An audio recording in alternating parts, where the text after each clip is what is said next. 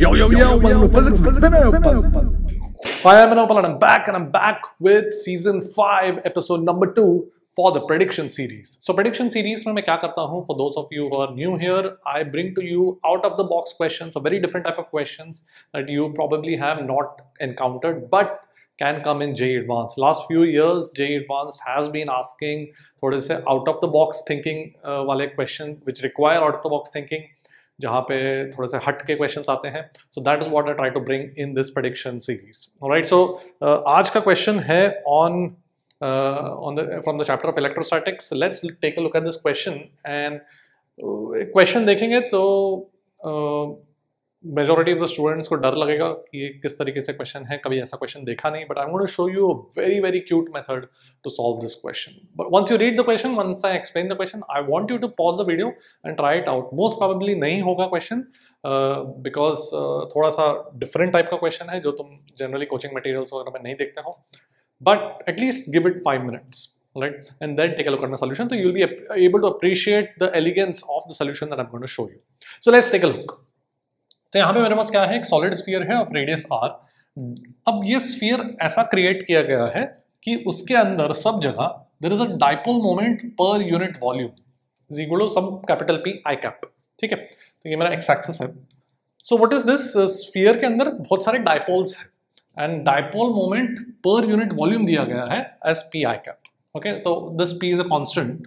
Alright, find the potential and the electric field at some point which is at a distance r from the origin at making an angle theta with the x axis. तो अपने को inside the sphere कोई general point पे मुझे potential and field निकालना है. Alright, now this may seem like a very complicated question because एक dipole का फील्ड, एक वन डाइपोल का फील्ड और पोटेंशियल तो अपने को आता है लिखना. क्या होता है? At a distance r eight N angle theta, potential क्या होता है? kp cos theta by r square. So hopefully you obviously know this. This is very basic formula for a dipole moment, potential due to a dipole moment.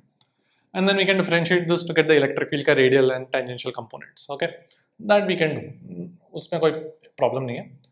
But ये एक dipole moment का है. ठीक है? This is one dipole moment. But now we have lots of such dipoles spread throughout the volume. तो अभी हम कैसे करें, इसको integrate करें कि क्या करें? So I want you to just give it some thought and figure out कि just give it some thought कि तुम खुद से try करो. Most probably नहीं होगा, that is okay. But I want you to at least try. Right, and then 3-4 minutes सोचो and then take a look at my solution. Alright, so इस question को कैसे करेंगे अपन? See, एक डाइपोल, एक सिंगल डाइपोल के कारण मुझे पता है ये पोटेंशियल होता है. Right, now if I consider let's say a small element here. ठीक है, तो स्मॉल एलिमेंट में कितना डाइपोल होगा, कितना डाइपोल मोमेंट होगा, उसको dp बोलता हूँ. That will be p into dv. Let me से dv इज द वॉल्यूम. ऐसा छोटा v यूज करता हूँ. Volume of that small element पर यूनिट वॉल्यूम कितना डाइपोल मोमेंट है? कैपिटल P आई कैप. तो this will become dp would become p dv. Right, vector form में लिखना तो आई कैप. ऑलराइट, सो यहाँ पर अगर इसको वेक्टर फॉर्म में अगर मैं लिखूँ तो can I write it as what is theta? Theta is the angle between p vector and r vector. Right? ये अपने को आता है. Correct? So cos theta को मैंने p dot r cap लिखा. p cos theta को p dot r cap लिखा. Okay? So now let's say कि मुझे किसी इस point पे I want to calculate the potential due to this. ठीक है? तो वहाँ पे potential dv लिखता हूँ. This is due to this infinitesimal dipole. वो कितना हो जाएगा? k, where k is 1/4 pi epsilon naught dp dot r cap. Let me use this symbol. Small r मैंने इसके लिए यूज किया, तो let me use this r for, or let me चलो use s for the distance or the position vector from the infinitesimal dipole to the point where I want to find the potential. ये वाला point. ठीक है, let's call that point A. Okay. So, एक infinitesimal dipole के कारण यहाँ पर potential कितना हो जाएगा? k dp dot r cap मतलब s cap unit vector divided by s squared. Correct, and dp को क्या लिख सकता हूँ? p dv. So k p dv dot I cap dot S cap divide by s square. देखो सही लिख रहा हूं, ओके। ये मेरा पोटेंशियल, इनफाइनेटिसिमल पोटेंशियल हो गया ड्यू टू दिस। नाउ क्या करें, इंटीग्रेट करें। अब इंटीग्रेशन तो बहुत गंदा दिख रहा है। टोटल पोटेंशियल इसका इंटीग्रल आ जाएगा, इसमें के पी आई कैप कांस्टेंट है, करेक्ट। इंटीग्रल डॉट प्रोडक्ट है, dot integral of S cap D volume divide by S squared. अब मुझे ये चीज इंटीग्रेट करना है ओवर द एंटायर स्फीयर। अब इसको कैसे करूं, that looks complicated because I have to integrate over like many infinitesimal. ठीक है, वन वे इज कि तुम इसको ऐसे रिंग्स डिस्क्स मानो या रिंग्स मानो फिर डिस्क्स मानो, वो कॉम्प्लिकेट हो जाएगा। But now I'm going to show you the magic that will convert this expression into something very, very familiar to us. Consider a uniformly charged solid sphere. ठीक है, और मुझे अंदर, let me talk about its electric field, not potential. Let me talk about its electric field. Consider some infinitesimal volume. तो उसका charge कितना हो जाएगा? Let's say इसका चार्ज डेंसिटी रो है, so रो इंटू dv हो जाएगा, राइट। इसका और इसका कोई लेना देना नहीं है। I've just considered this. अभी सब कुछ भूल जाओ, बस इसको देखो, ठीक है। Then you will see the relation between this and this. So let's say इस पॉइंट पर मुझे इसका क्या निकालना है, इस इनफिनिटेसिमल चार्ज के कारण क्या निकालना है,